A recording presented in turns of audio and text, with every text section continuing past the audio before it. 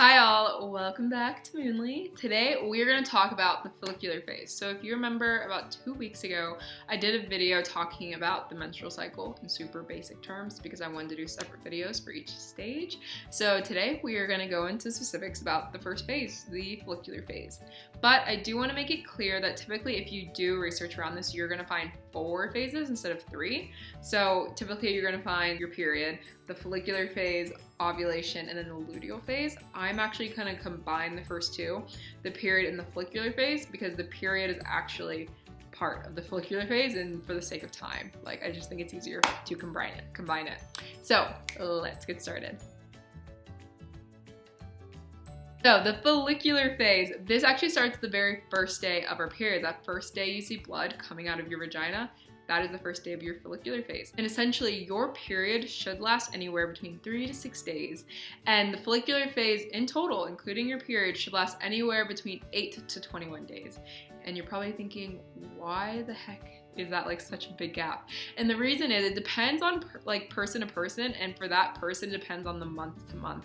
So when we often do our research or learn in school or learn at the doctors that we ovulate on day 14, this is not true. Sure, there are some people that ovulate on day 14, but that same person could ovulate on day 16 or day 12, depending on where they are in their cycle. There are different factors that determine how long this phase will be. So examples of this are things like stress, travel between time zones. I live in the US. Well, I lived in the US and now I live in Australia.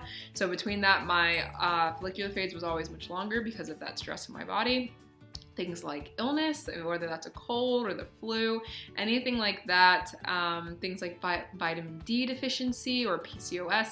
There are a range of things that can affect delayed ovulation, and depending on when you start understanding your body more, you can determine whether or not that's something that's concerning, or if you can link it back to something that happened, like whether you had moved or if you had gotten a cold or flu, you can relate it back to that. But now let's get into the physiological parts of the follicular phase.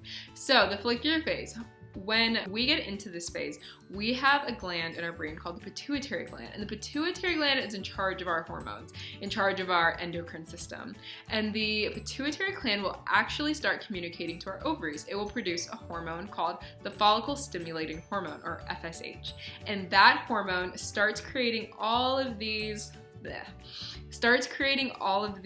maturing eggs. So in each of our ovaries, we often think that only one egg matures until ovulation, but no, there are actually 15 to 20 eggs in each ovary that usually start maturing each follicular phase. So you have the possibility of 20 to 40 different eggs that have the chance to pop out at ovulation.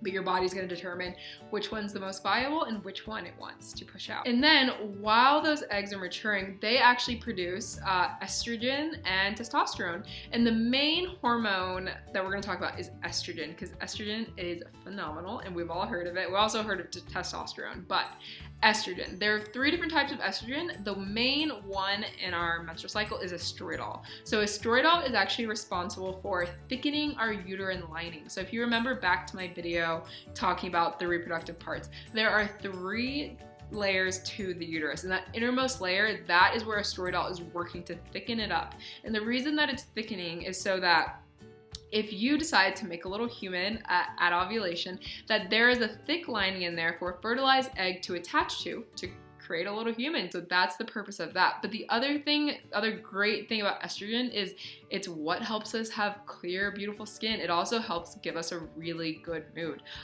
Most people can say that they definitely feel better in their follicular phase over their luteal phase, which is obviously a hormonal imbalance. But it's also great for our bone health, our brain health, our nervous system.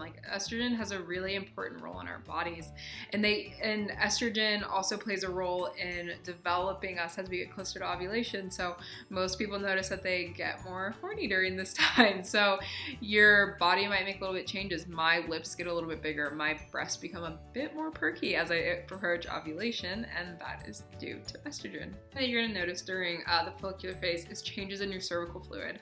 So after your period, you might have a few dry days, or you might start to notice different types of fluid coming out of your vagina.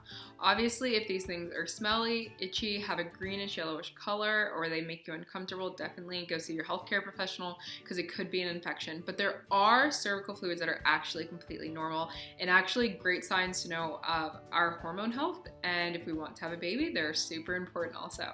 So you have things like a lotiony texture, so they're white and they're lotiony, or they might be a little bit crumbly. But as you're getting to the end of this phase and approaching ovulation, you actually start to get egg whites. They actually literally, the cervical fluid actually literally looks like egg whites or chia seed gel. And the reason that we get this is because that is actually what sperm live in. So if you are looking to create a baby, or you just want to know this information, that cervical fluid is actually what enables sperm to live so long within our body. So that really stretchy cervical fluid can allow the sperm to live 6 to 7 days, so that when you get to ovulation, there's sperm there to fertilize that egg.